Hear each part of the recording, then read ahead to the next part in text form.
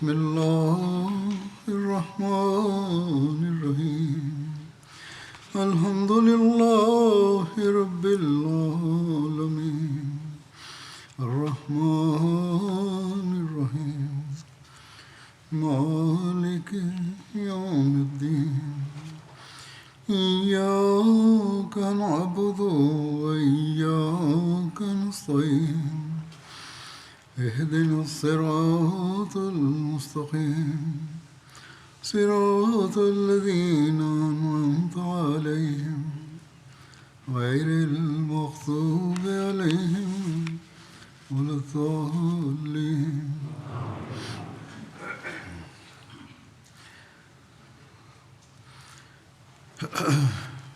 جنگ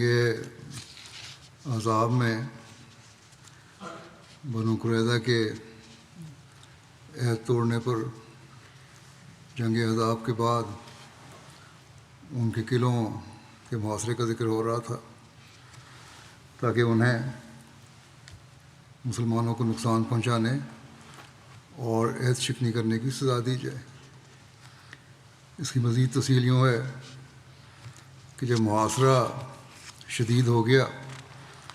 تو بنو قریظہ رسول اللہ صلی اللہ علیہ وسلم کے فیصلے پر قلعوں سے نیچے اتر آئے.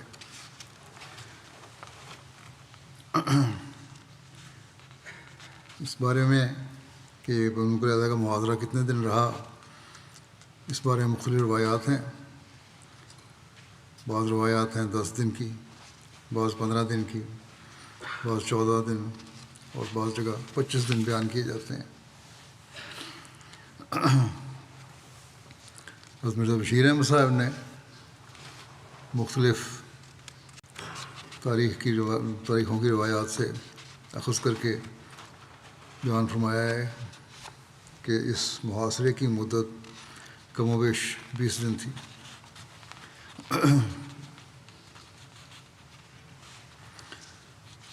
اس فیصلے میں حضرت سعد بن معاذ کو حکم بنایا گیا.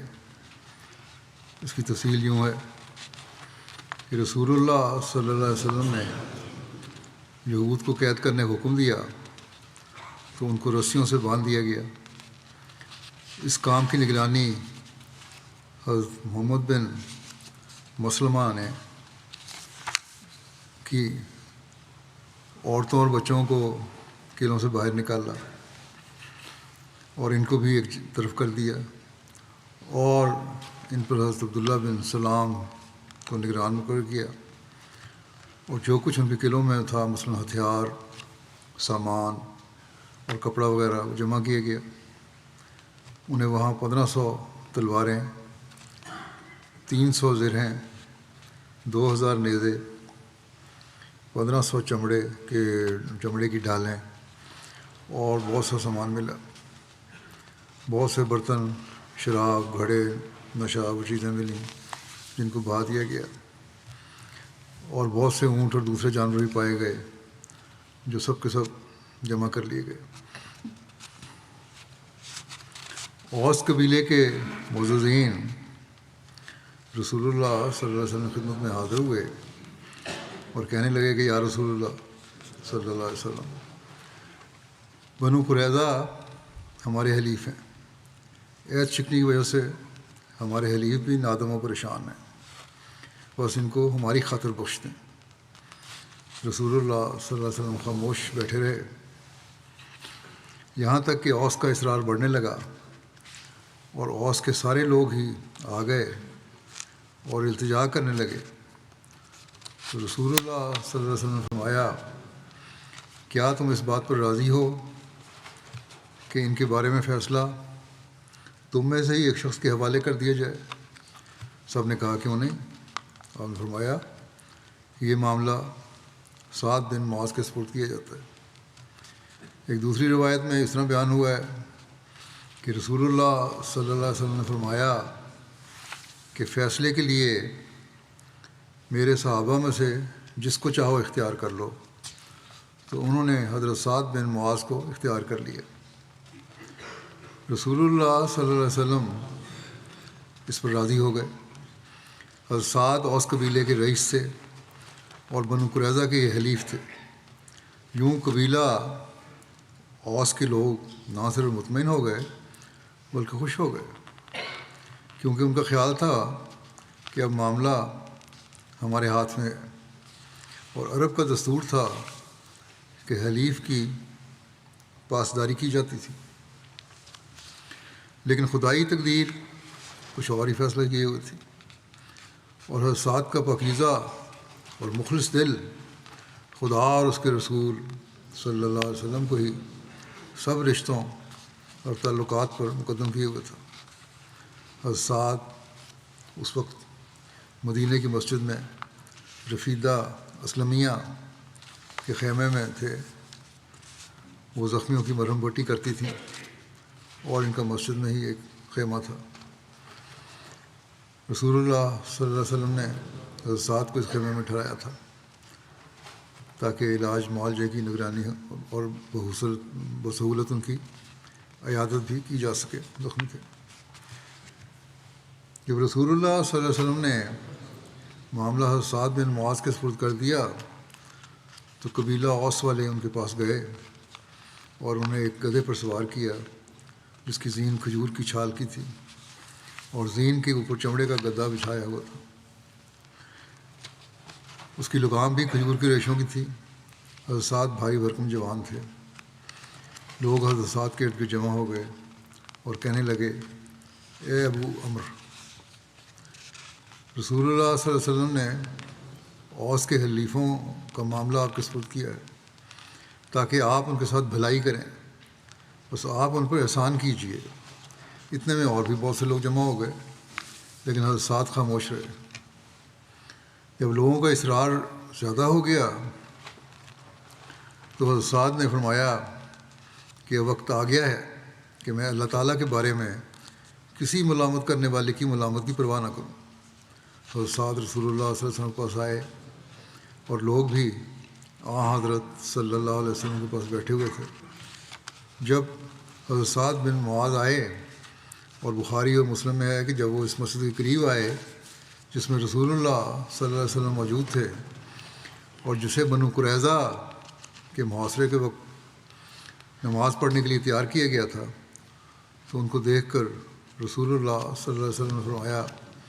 اے سردار، اپنے سردار کی تعظیم کے لیے کھڑے ہو جاؤ۔ اور ایک روایت میں ہے کہ آپ نے فرمایا کہ اپنے سے بہترین آدمی کے لیے کھڑے ہو جاؤ۔ بنو عبدالاشل کے لوگ کہتے ہیں، ہم حضرت سعد کے لیے 2 صفیں بنائے کھڑے ہو گئے۔ ہم میں سے ہر شخص ان کو خوش آمدید کہتا رہا یہاں تک کہ وہ رسول اللہ صلی اللہ علیہ وسلم کی خدمت میں پہنچ گئے۔ رسول اللہ صلی اللہ علیہ وسلم نے فرمایا، اے سعد، ان کے درمیان فیصلہ کرو۔ انہوں نے عرض کیا، اللہ اور اس کے رسول صلی اللہ علیہ وسلم فیصلہ کے زیادہ حقدار ہے۔ حضرت صلی اللہ علیہ وسلم نے فرمایا، بے شک اللہ تعالیٰ نے تمہیں حکم دیا ہے کہ تم ان کے بارے میں فیصلہ کرو۔ اوس کے لوگ کہنے لگے کہ اے ابو عمر، رسول اللہ صلی اللہ علیہ وسلم نے آپ کے حلیفوں کا فیصلہ آپ کے سپرد کر دیا، بس آپ ان کے ساتھ اچھا سلوک کیجیے اور ان کی مصیبتوں کو اپنے سامنے رکھیں۔ حضرت سعد نے فرمایا، کیا تم بنو قریظہ کے متعلق میرے فیصلے پر راضی ہوگے؟ انہوں نے کہا، جی ہاں، ہم آپ کے فیصلے پر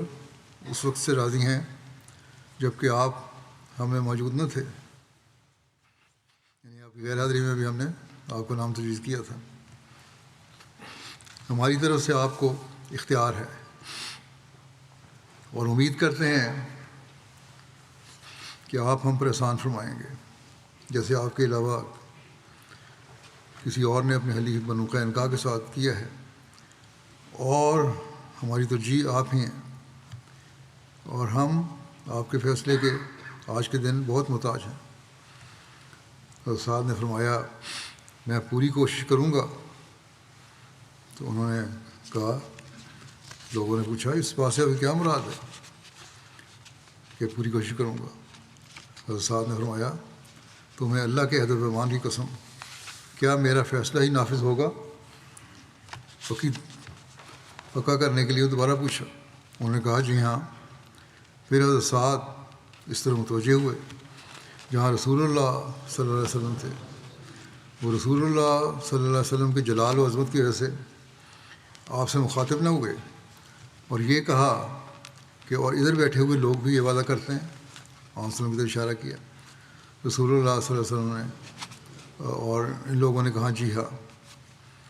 پھر حضرت سعد نے فرمایا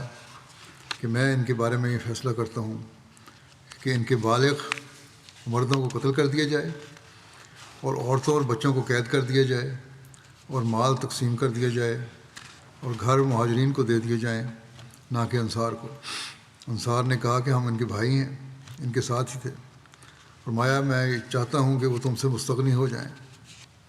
یعنی مہاجرین کچھ آزادانہ طور پر اپنے کام کریں. رسول اللہ صلی اللہ علیہ وسلم نے فرمایا سعد تمہارا فیصلہ اللہ کے اس فیصلے کے مطابق ہے جو اللہ نے 7 آسمانوں کے اوپر کیا ہے. ایک روایت میں ہے کہ رسول اللہ صلی اللہ علیہ وسلم نے حضرت سعد کے فیصلے کے بارے میں فرمایا اسی فیصلے کے متعلق مجھے فرشتے نے سحری کے وقت بتایا تھا. اس کی تفصیل مرزا بشیر صاحب نے یوں لکھی ہے کہ آخر کم و بیش 20 دن کے محاصرے کے بعد یہ بدبخت یہود ایک ایسے شخص کو حکم مان کر اپنے قلعے سے اترنے پر رضامند ہوئے جو باوجود ان کا حلیف ہونے کے ان کی کارروائیوں کی وجہ سے ان کے لیے اپنے دل میں کوئی رحم نہیں پاتا تھا اور جو گو عدل و انصاف کا مجسمہ تھا مگر اس کے قلب میں رحمت للعالمین کی سی شفقت اور رافت نہیں تھی. تفصیل اس انمال کی یہ ہے کہ قبیلہ اوس بنو قریظہ کا قدیم حلیف تھا اور اس زمانے میں اس قبیلے کے رئیس سعد بن معاذ تھے جو غزوہ خندق میں زخمی ہو کر اب مسجد کے صحن میں زیر علاج تھے. سعد سوار ہو کر آئے اور راستہ میں قبیلہ اوس کے بعض لوگوں نے ان سے اصرار کے ساتھ اور بار بار یہ درخواست کی کہ قریظہ ہمارے حلیف ہیں جس طرح خزرج نے اپنے حلیف قبیلہ بنو قینقاع کے ساتھ نرمی کی تھی آپ بھی قریظہ سے رعایت کا معاملہ کریں اور انہیں سخت سزا نہ دیں. سعد بن معاذ پہلے تو خاموشی کے ساتھ ان کی باتیں سنتے رہے لیکن جب ان کی طرف سے زیادہ اصرار ہونے لگا تو سعد نے کہا یہ وہ وقت ہے کہ سعد اس وقت حق و انصاف کے معاملہ میں کسی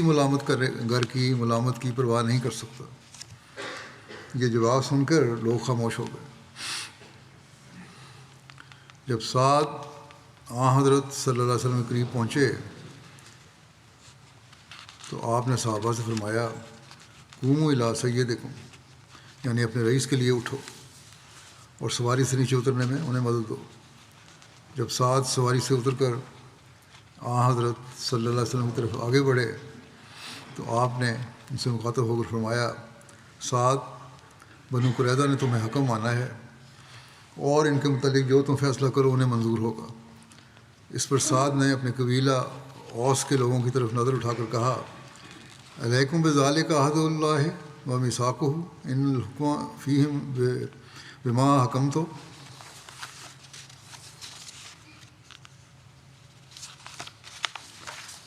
کیا تم خدا کو حاضر ناظر جان کر یہ پختہ عہد کرتے ہو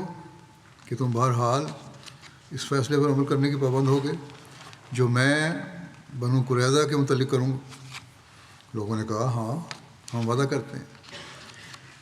پھر سعد نے اس جہت کی طرف اشارہ کرتے ہوئے جہاں حضرت صلی اللہ علیہ وسلم تشریف رکھتے تھے کہا وَعَلَىٰ مَنْ هَاهُنَا، یعنی وہ صاحب جو یہاں تشریف رکھتے ہیں کیا وہ بھی ایسا ہی وعدہ کرتے ہیں کہ وہ بہرحال میرے فیصلے کے مطابق عمل کرنے کے پابند ہوں گے؟ حضرت صلی اللہ علیہ وسلم نے فرمایا ہاں میں وعدہ کرتا ہوں. اس عہد و پیمان کے بعد سعد نے اپنا فیصلہ سنایا جو یہ تھا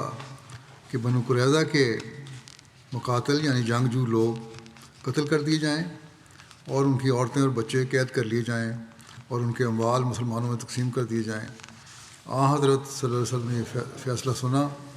تو بے ساختہ فرمایا، لقد حکمت بحکم اللہ، یعنی تمہارا یہ فیصلہ ایک خدائی تقدیر ہے جو ٹل نہیں سکتی۔ اور ان الفاظ سے آپ کا یہ مطلب تھا کہ بنو قریظہ کے متعلق یہ فیصلہ ایسے حالات میں ہوا ہے کہ اس میں صاف طور پر خدائی تصرف کام کرتا ہوا نظر آتا ہے، اور اس لیے آپ کا جذبہ رحم اسے روک نہیں سکتا۔ اور یہ واقعی درست تھا، کیونکہ بنو قریظہ کا ابو لبابہ کو اپنے مشورے کے لیے بلانا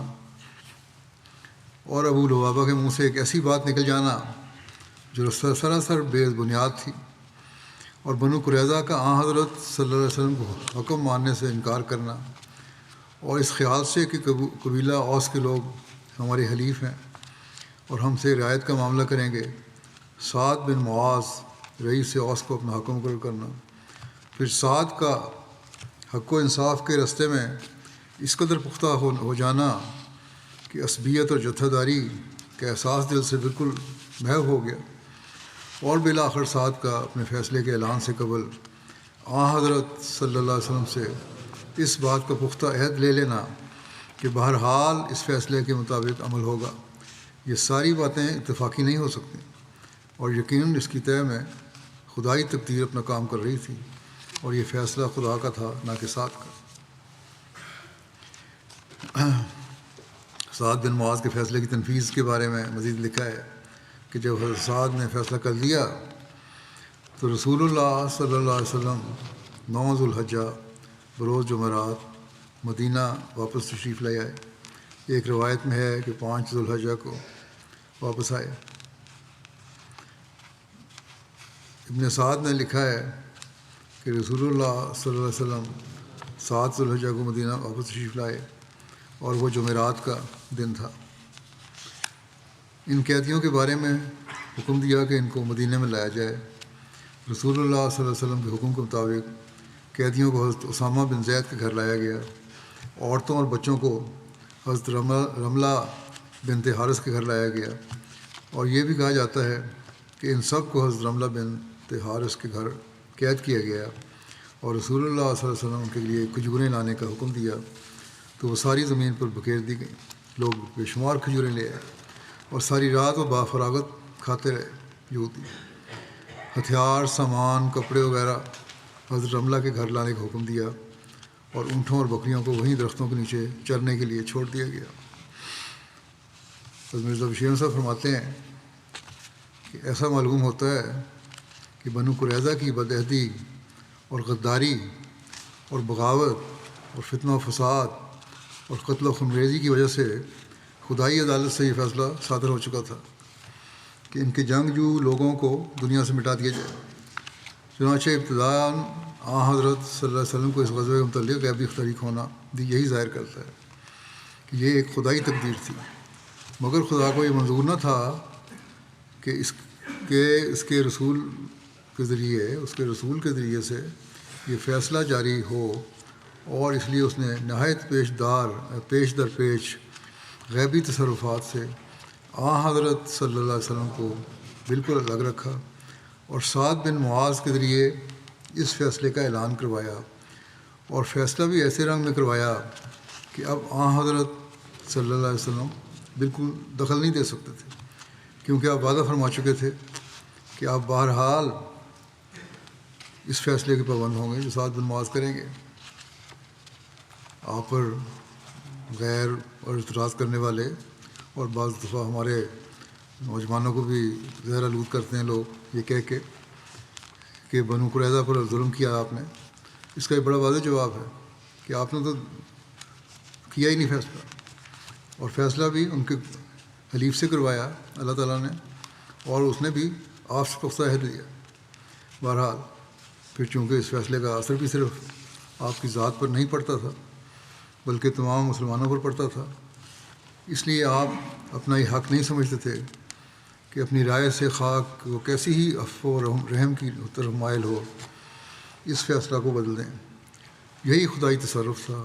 جس کی طاقت سے متاثر ہو کر آپ کے منہ سے بے اختیار طور پر یہ الفاظ نکلے کہ قد حکمت بحکم اللہ، یعنی اے سعد تمہارا یہ فیصلہ تو خدائی تقدیر معلوم ہوتی ہے، اس کے بدلنے کی کسی کو طاقت نہیں۔ یہ الفاظ کہہ کر آپ خاموشی سے وہاں سے اٹھے اور شہر کی طرف چلے آئے، اور اس وقت آپ کا دل اس خیال سے دردمند ہو رہا تھا کہ ایک قوم جس کے لیے ایمان لانے کی آپ کے دل میں بڑی خواہش تھی، اپنی بد کرداریوں کی وجہ سے ایمان سے محروم رہ گئی اور خدائی قہر و عذاب کا نشانہ بن رہی ہے۔ اور غالباً اسی موقع پر آپ نے یہ حسرت بھرے الفاظ فرمائے کہ لو آمنا بھی عشرت من الجہود ولا امنت بے الجہود، کہ اگر یہود میں سے مجھ پر 10 آدمی، یعنی اس 10-12 بارسوخ آدمی بھی ایمان لے آتے تو میں خدا سے امید رکھتا تھا کہ یہ ساری قوم مجھے مان لیتی اور خدائی عذاب سے بچ جاتی۔ وہاں سے اٹھتے ہوئے آپ نے یہ حکم دیا کہ بنو قریظہ کے مردوں اور عورتوں اور بچوں کو علیحدہ علیحدہ کر دیا جائے۔ چنانچہ دونوں گروہوں کو علیحدہ علیحدہ کر کے مدینہ میں لایا گیا اور شہر میں 2 الگ الگ مکانات میں جمع کر دیا گیا، اور حضرت صلی اللہ علیہ وسلم کے حکم کے ماتحت صحابہ نے، جن میں سے غالباً کئی لوگ خود بھوکے رہے ہوں گے، بنو قریظہ کے کھانے کے لیے ڈھیروں ڈھیر پھل مہیا کیے، اور لکھا ہے کہ یہودی لوگ رات بھر پھل نوشی میں مصروف رہے۔ جب صبح ہوئی تو مدینے کے ایک بازار میں گڑھے کھودنے کا حکم دیا جو ابو جہم ادوی کے گھر سے احجار الزیت تک کھودے گئے۔ پھر رسول اللہ صلی اللہ علیہ وسلم تشریف فرما ہوئے اور آپ کے ساتھ بعض دیگر صحابہ بھی تھے۔ آپ نے بنو قریظہ کے مردوں کو بلایا، انہیں ٹولیوں کی شکل میں نکالا جاتا اور اس خندق میں قتل کر دیا جاتا۔ جب انہیں لے جایا جا رہا تھا تو انہوں نے کعب بن اسد سے کہا، تیری کیا رائے ہے کہ محمد رسول اللہ صلی اللہ علیہ وسلم کیا کرنے لگے ہیں؟ کسی نے پوچھا ان سے۔ اس نے کہا، جو تمہیں برا لگے۔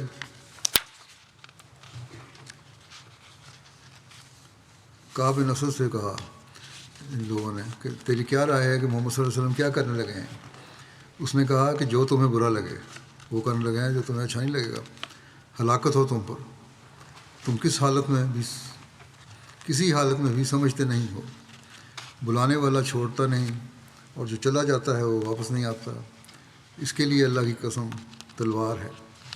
یعنی اب تو تمہارا کوئی زندگی کا بچنے کا کوئی بھی امکان نہیں ہے۔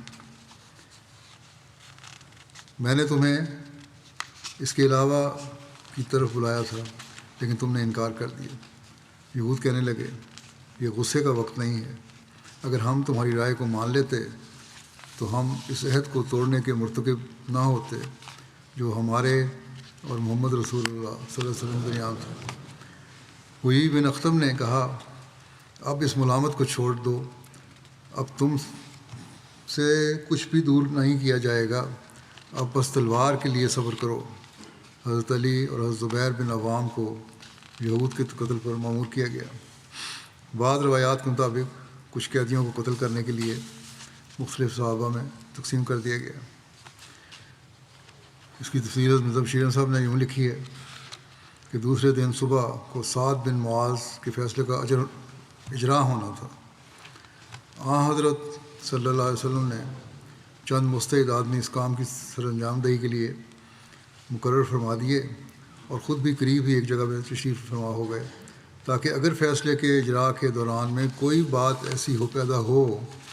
جس میں آپ کی ہدایت کی ضرورت ہو تو آپ بلا توقف ہدایت دے سکیں۔ نیز یہ بھی کہ اگر کسی مجرم کے متعلق کسی شخص کی طرف سے رحم کی اپیل ہو تو اس میں آپ فوراً فیصلہ صادر فرما سکیں، کیونکہ گو سعد کے فیصلے کی اپیل عدالتی رنگ میں آپ کے سامنے پیش نہیں ہو سکتی تھی، مگر ایک بادشاہ یا صدر جمہوریت کی حیثیت میں آپ کسی فرد کے متعلق کسی خاص وجہ کی بنا پر رحم کی اپیل ضرور سن سکتے تھے۔ آپ نے بتقاضائے رحم یہ بھی حکم صادر فرمایا کہ مجرموں کو ایک ایک کر کے علیحدہ علیحدہ قتل کیا جائے، یعنی ایک کے قتل کے وقت دوسرے مجرم پاس موجود نہ ہوں۔ چنانچہ ایک ایک مجرم کو لگ لگ لایا گیا اور بموجب فیصلہ 7 دن معاذ قتل کیا گیا۔ جب ہوئی بن اخطب رئیس بنو نذیر آیا تو حضرت صلی اللہ علیہ وسلم کی طرف دیکھ کر کہنے لگا کہ اے محمد صلی اللہ علیہ وسلم،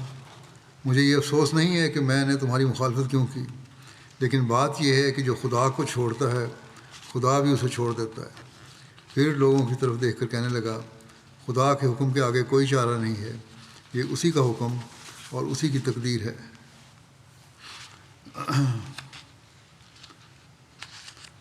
اسی طرح کعب بن اسد کو جب قتل کیا گیا، اور کعب بن اسد رئیس قریظہ تھا، اس کو میدان قتل میں جب لایا گیا تو حضرت صلی اللہ علیہ وسلم نے اسے اشارتاً مسلمان ہو جانے کی تحریک کی۔ اس نے کہا اے ابو القاسم، میں مسلمان تو ہو جاتا مگر لوگ کہیں گے کہ موت سے ڈر گیا ہے، بس مجھے یہودی مذہب پر ہی مرنے دو۔ ایک یہودی رفاع کے معافی کا بھی ذکر ملتا ہے، اس کے بارے میں حضرت مرزا بشیر احمد صاحب نے لکھا ہے کہ ایک اور یہودی رفاع نامی تھا، اس نے ایک رحم دل مسلمان خاتون کی منت سماجت کر کے اسے اپنی سفارش میں کھڑا کر لیا، اور حضرت صلی اللہ علیہ وسلم نے اس مسلمان خاتون کی سفارش پر رفاع کو بھی معاف فرما دیا۔ غرض اس وقت جس شخص کی بھی سفارش آپ کے پاس کی گئی آپ نے اسے فوراً معاف کر دیا، جو اس بات کی دلیل ہے کہ آپ سعد کے فیصلے کی وجہ سے مجبور تھے، ورنہ آپ کا قلبی میلان ان کے قتل کیے جانے کی طرف نہیں تھا۔ یہ بڑا واضح طور پہ اس الزام کا جواب ہے کہ آپ نے ظلم کیا۔ اسی طرح ہوتا رہا، یعنی بنو قریظہ کے مردوں کو قتل کیا جاتا رہا، یہاں تک کہ رسول اللہ صلی اللہ علیہ وسلم ان سے فارغ ہو گئے اور ان کو شفق کے غائب ہونے تک قتل کیا جاتا رہا۔ پھر گڑھوں کو مٹی سے بھر دیا گیا۔ یہ سب کچھ حضرت سعد بن معاذ کی آنکھوں کے سامنے ہوا۔ اللہ نے ان کی دعا قبول کی اور ان کی آنکھوں کو ٹھنڈک نصیب کی۔ تاریخی روایات کے مطابق عورتوں میں سے صرف نباتہ کو قتل کیا گیا، جو بنو قریظہ کے ایک شخص حکم کی بیوی تھی، اور اس نے ایک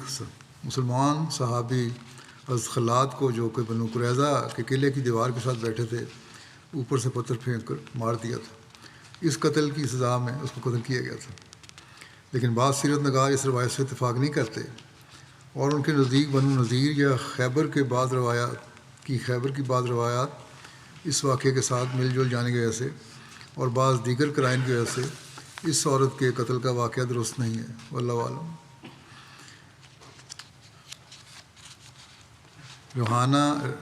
ریحانہ بنت زید نظریہ کے واقعہ کا ذکر بھی ہے۔ بنو قریظہ کی قیدی عورتیں اور بچے مدینہ کے مسلمانوں میں تقسیم کر دیے گئے۔ ان میں بنو نذیر کی ایک عورت ریحانہ بنت زید تھی، اور بنو قریظہ میں حکم نام کے ایک شخص سے اس کی شادی ہوئی تھی۔ رسول اللہ صلی اللہ علیہ وسلم نے اسے اپنے لیے منتخب کیا۔ بعض کے نزدیک اس نے اسلام قبول کر لیا، اور بعض کے نزدیک آپ صلی اللہ علیہ وسلم نے اس کو بطور لونڈی کے رکھا، اور بعض کے نزدیک شادی کی تھی۔ مختلف روایات ہیں، کیا سچ ہے کیا غلط ہے، آگے اس کی وضاحت بھی ہو جاتی ہے۔ جبکہ اس روایت کی تحقیق کی جائے تو معلوم ہوتا ہے کہ سیرت نگاروں کو اس میں غلطی لگی، اور اول تو یہ روایت ہی خلاف واقعہ اور وضعی ہے، اور اگر اس میں کچھ حقیقت ہے بھی تو صرف اتنی کہ آپ صلی اللہ علیہ وسلم نے اس کو آزاد کر دیا تھا، اور وہ اپنے میکے واپس چلی گئی تھی اور وہیں وفات ہوئی۔ اور اگر فرض محال اس روایت کو تسلیم بھی کیا جائے تو نبی اکرم صلی اللہ علیہ وسلم نے اس سے شادی کی تھی، نہ کہ بطور لونڈی کے رکھا تھا۔ چنانچہ حضرت بشیر صاحب نے اس کی تفصیل میں لکھا ہے کہ ریحانہ واقعہ کے عنوان کے ساتھ کہ بعض مورخین لکھتے ہیں کہ بنو قریظہ کے قیدیوں میں سے ایک عورت ریحانہ تھی، جسے حضرت صلی اللہ علیہ وسلم نے لونڈی کے طور پر اپنے پاس رکھ لیا تھا، اور اسی روایت کی بنا پر سر ولیم میور نے اس موقع پر حضرت صلی اللہ علیہ وسلم کے خلاف نہایت دل آزار تان کیا، مگر حقیقت یہ ہے کہ یہ روایت بالکل غلط اور بے بنیاد ہے۔ اول تو صحیح بخاری کی محولہ والا روایت جس میں بیان کیا گیا ہے کہ حضرت صلی اللہ علیہ وسلم نے بنو قریظہ کے قیدیوں کو صحابہ میں تقسیم فرما دیا تھا، اس روایت کو غلط ثابت کرتی ہے۔ اگر حضرت صلی اللہ علیہ وسلم نے کوئی قیدی عورت اپنے گھر کے لیے الگ کر لی تھی تو طبعاً اس موقع پر بخاری کی روایت میں اس کا ذکر ہونا چاہیے تھا، مگر بخاری میں اس کا اشارہ تک نہیں۔ علاوہ ازیں دوسری روایات سے معین طور پر ثابت ہے کہ ریحانہ ان قیدیوں میں سے تھی جنہیں حضرت صلی اللہ علیہ وسلم نے بطور احسان کے چھوڑ دیا تھا، اور اس کے بعد ریحانہ مدینہ سے رخصت ہو کر اپنے میکے کے خاندان میں بنو نذیر میں چلی گئی تھی اور پھر وہیں رہی۔ اور علامہ ابن حجر نے جو اسلام کے چوٹی کے محققین میں سے ہیں اسی روایت کو صحیح قرار دیا ہے۔ لیکن اگر یہ تسلیم بھی کیا جائے کہ ریحانہ کو حضرت صلی اللہ علیہ وسلم نے خود اپنی سرپرستی میں لے لیا تھا تو تب بھی یقیناً وہ آپ کی بیوی تھی، نہ کہ لونڈی۔ چنانچہ جن مورخین نے ریحانہ کے متعلق یہ روایت کی ہے کہ حضرت صلی اللہ علیہ وسلم نے اسے اپنی سرپرستی میں لے لیا تھا، ان میں سے اکثر نے ساتھ ہی صراحت کی ہے کہ آپ نے اسے آزاد کر کے اس کے ساتھ شادی کر لی تھی۔ چنانچہ ابن سعد نے ایک روایت خود ریحانہ کی زبانی نقل کی ہے جس میں وہ بیان کرتی ہے کہ حضرت صلی اللہ علیہ وسلم نے مجھے آزاد کر دیا تھا اور پھر میرے مسلمان ہو جانے پر میرے ساتھ شادی فرمائی تھی، اور میرا مہر 12 اوقیہ 40 درہم مقرر ہوا تھا۔ اور ابن سعد نے اس روایت کے مقابلہ میں اس دوسری روایت کو جس پر سر ولیم اور کی بنیاد رکھی ہے صراحت کے ساتھ غلط اور خلاف واقعہ قرار دیا ہے۔ باقی یہ مشکوک روایت میں بہرحال، اور لکھا ہے کہ یہی اہل علم کی تحقیق ہے۔ الغرض اول تو جیسا کہ بخاری کی روایت سے استدلال ہوتا ہے اور اصحابہ میں تصریح کی گئی ہے کہ حضرت صلی اللہ علیہ وسلم نے ریحانہ کو اپنی سرپرستی میں لیا ہی نہیں تھا بلکہ اسے آزاد کر دیا تھا، جس کے بعد وہ اپنے خاندان میں جا کر آباد ہو گئی تھی۔ دوسرے اگر اس روایت کو تسلیم بھی کیا جائے کہ حضرت صلی اللہ علیہ وسلم نے اسے اپنی سرپرستی میں لے لیا تھا تو تب بھی حضرت صلی اللہ علیہ وسلم نے اسے آزاد کر کے اس کے ساتھ شادی فرمائی تھی اور اسے لونڈی کے طور پر نہیں رکھا تھا، جیسا کہ اس کی اپنی روایت سے بعض لوگوں نے لکھا ہے۔ کہاں تک وہ صحیح ہے اللہ بہتر جانتا ہے۔ علاوہ ازیں یہ بات بھی یاد رکھنی چاہیے کہ ریحانہ کے نام اور حسب نسب اور قبیلے وغیرہ کے متعلق روایات میں اس قدر اختلاف ہے کہ اس کے وجود ہی کے متعلق شبہ کرنا غالباً غیر معقول نہیں سمجھا جا سکتا، خصوصاً جب کہ اس بات کو مد نظر رکھا جائے کہ اسے ایک ایسے شخص کی بیوی کہا جاتا ہے جو دنیا میں یقیناً سب سے زیادہ تاریخی شخص ہے۔ واللہ اعلم۔ مال غنیمت کی تقسیم کے بارے میں تفصیل یہ ہے کہ جب مال غنیمت جمع ہو گیا تو رسول اللہ صلی اللہ علیہ وسلم نے کھجوروں کا حصہ کر کے تقسیم کیا۔ اس غزوے میں 36 گھوڑے تھے، ایک گھوڑے کے لیے 2 حصے اور گھڑ سوار کے لیے 1 حصہ اور پیادہ کے لیے 1 حصہ مقرر کیا گیا۔ 1000 عورتیں اور بچے قیدی تھے۔ رسول اللہ صلی اللہ علیہ وسلم نے مال غنیمت تقسیم کرنے سے پہلے اس کا خمس نکالا، قیدیوں کے 5 حصے کیے اور اس میں سے خمس رکھ لیا۔ آپ اس میں سے آزاد کرتے اور ہبہ کرتے اور خادم بناتے۔ اسی طرح کھجوروں میں سے بھی خمس نکالا اور ہر ایک چیز کا خمس نکال کر حصہ تقسیم کیا گیا۔ ان میں سے ہر ایک حصے کے لیے قرآن اندازی کی جاتی، جو حصہ قرآن اندازی میں خمس کا نکلتا وہ آپ لے لیتے، اور حضرت مہمیہ بن جزا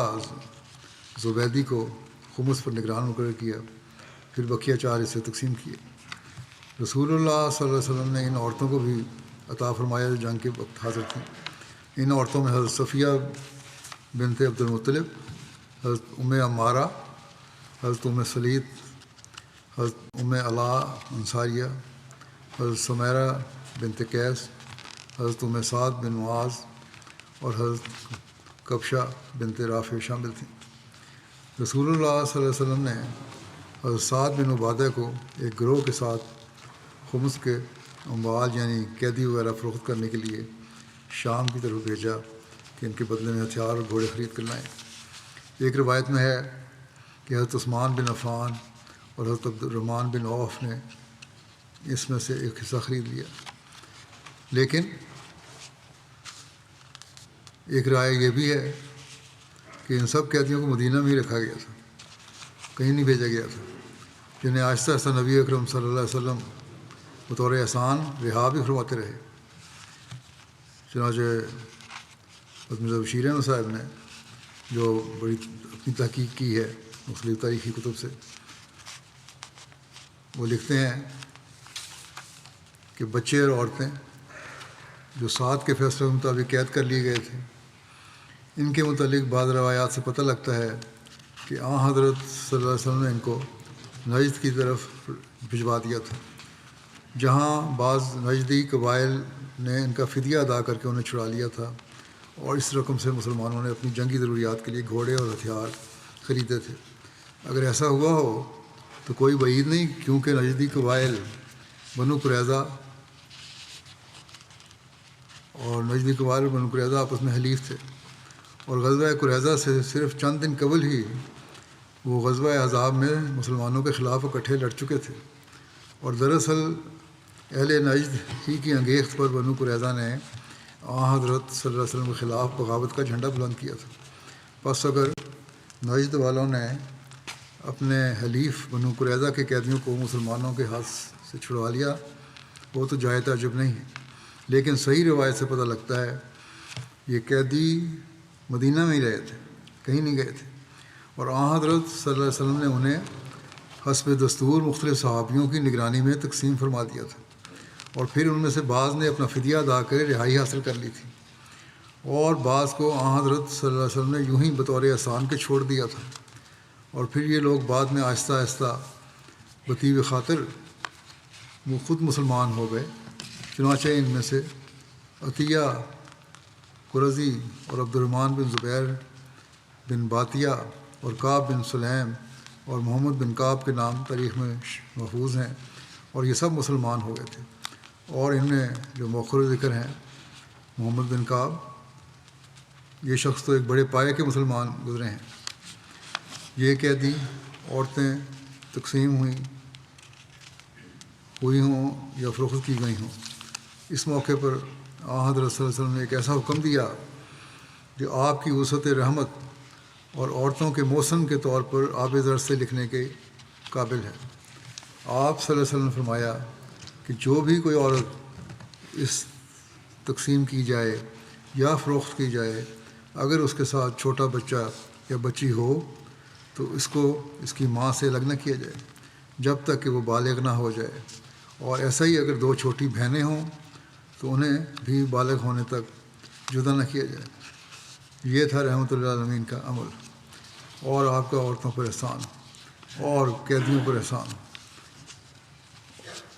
اور اپنے مخالفین پر احسان۔ اور لیکن آج کل مسلمانوں کا حال ہے کہ اللہ اور رسول کے نام پر لوگوں کو گھروں سے بے گھر کر رہے ہیں، نکال رہے ہیں، قتل کر رہے ہیں، اور پھر اس کا نتیجہ یہی نکل رہا ہے کہ مسلمانوں کی اپنی عزت ختم ہو رہی ہے۔ اللہ تعالیٰ ان مسلمانوں کو بھی عقل اور سمجھ عطا فرمائے۔